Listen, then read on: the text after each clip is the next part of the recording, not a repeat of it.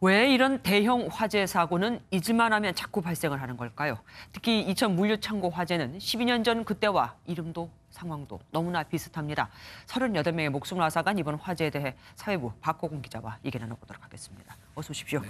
작년 4월에 공사가 시작됐고 올 6월에 완공 예정이었더라고요. 그럼 거의 공사가 끝나가는 시점에 지금 사고가 터진 겁니다. 네. 사고 원인부터 좀 알려주시죠. 네, 오늘 경기 남부청 과학수사대등 경찰하고요, 소방당국 그리고 한국전기공사 등 유관기관 7개 관계단체에서 합동 감식을 벌였습니다. 그런데 아직 정확한 화재 원인은 찾지를 못했고요. 내부가 탄 모습을 보니까 지하 2층에서 발화한 것으로 추정은 되지만 확인은 안 된 것이고요. 내일 오전에 10시 30분에 2차 정밀 감식을 다시 벌이기로 했습니다. 우레탄 폼 작업이 문제가 될 수 있었을 거다 얘기가 많이 나오고 있습니다. 도대체 이 우레탄 폼이 뭐고 화재의 원인이 왜 된다는 겁니까? 네, 우레탄은 두 화학물질을 섞은 액체 상태의 화학물질입니다.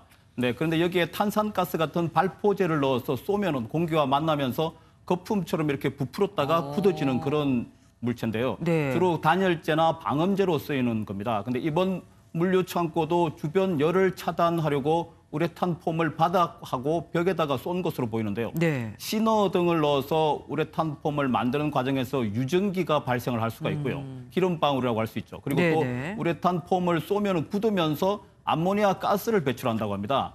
그래서 이 가스와 유증기가 모여 있다가 어떤 발화 요인을 만나서 폭발한 것으로 추정이 됩니다. 지금은 물류창고라고 우리가 얘기를 하고 있는데 2008년에는 이천에서 냉동창고 화재가 있었어요. 굉장히 비슷하지 않았습니까? 그렇습니다. 이번 물류창고도 아마 냉장 보관용으로 허가를 받아서 지었으니까 비슷하다고 볼 수 있습니다. 그렇죠. 네.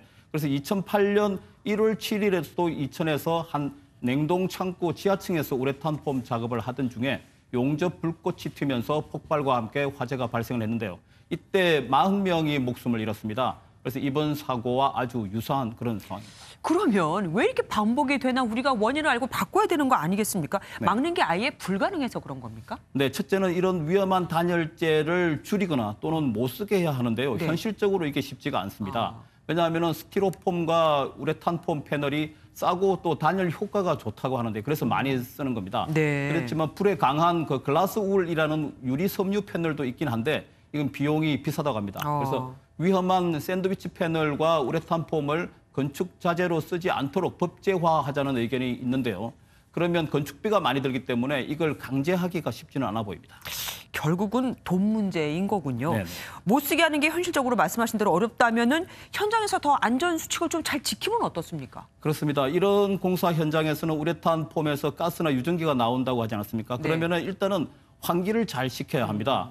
그래서 보통 지상에서 사무실이나 창고 건축을 할 때는 창문이 양쪽이나 사방에 뚫려 있어서 공기순환이 잘 되는데요. 그런데 지하 같은 경우는 창문이 없습니다. 그래서 환풍기를 통해서 강제로 이 배출을 시켜줘야 하는데 그렇게 하지 못한 게 아닌가 이렇게 추정이 됩니다. 물류창고라고 하니까 원래가 또 지상에도 창문이 별로 없는 것 같더라고요. 네네. 불꽃이 튄다던가 하는 화재 위험 있는 작업을 같이 못하게 우리가 법제하거나 그러면 어떻습니까? 네, 그렇습니다. 불꽃이 튈 수 있는 위험한 작업하고요. 그리고 가스가 나오는 작업, 이런 작업들을 동시 작업을 하지 못하게 규정을 해야 된다. 이런 목소리가 커지고 있습니다. 특히 엘리베이터 설치는 용접이나 절단 작업이 있을 수 있기 때문에 이때 불꽃이 튈 수가 있습니다. 특히 건축물 내부에서 용접 등 불꽃이 튀는 일을 할 때는 불티가 날아가지 못하게 방지 덮개나 그리고 용접 방화포 등을 갖춰야 하는데요. 이것도 지켜졌는지 확인을 해봐야 하는 그런 상황입니다. 그런데 얘기를 들어보니까 이 공사 현장이 공사 때 이미 여러 번 경고를 받았더라고요. 네네. 그러면은 예견된 사고라는 거 아닙니까? 네, 이번에 불이 물류 창고는 2018년 5월에 이천시로부터 냉장 창고 용도로 건축 허가를 받았습니다. 그리고 작년 4월부터 공사를 시작했고요. 완공 2개월을 앞두고 이런 참사가 벌어졌습니다. 그런데 이 물류 창고는 건축 과정에서 고용노동부 산하 한국산업안전보건공단으로부터 6차례에 걸쳐서 유해 위험 방지 계획서 심사를 받았는데요. 3차례나 화재 위험 주의를 받았습니다.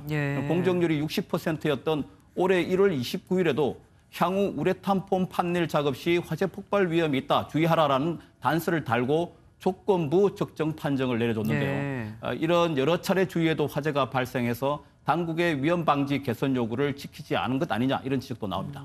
네. 물론 안 지킨 현장은 당연히 문제입니다. 그런데 강제하지 않고 개선 요구만 한 당국도 문제가 되는 거 아닙니까? 이런 경우 아예 공사를 못 하겠다라면 이런 사고 안 났을 거 아니에요. 네, 이런 위험 요소가 당장 눈에 띄는 그런 위험 요소는 아니고요. 다음에 이런 작업을 할 때 화재 위험이 있으니까 조심하라, 주의하라는 경고를 보낸 거죠. 그래서 이런 점을 잘 지킨다는 가정하에 조건부 적정 판단을 해준 겁니다. 그래서 당국이 일일이 건설 현장에서 지켜볼 수 없는 그런 상황이다 보니 이런 결과가 나왔다고 할 수 있는데요.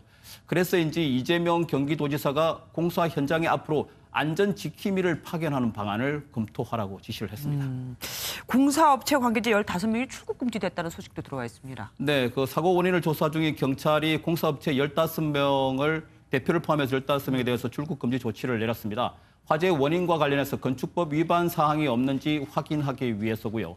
검찰도 수원지검장 등 검사 15명이 포함된 대규모 수사본부를 꾸렸습니다. 원래 이천시를 관할하는 여주지청이 맡아야 하는데 사안이 중대해서 수원지검이 직접 수사 전면에 나섰다고 합니다.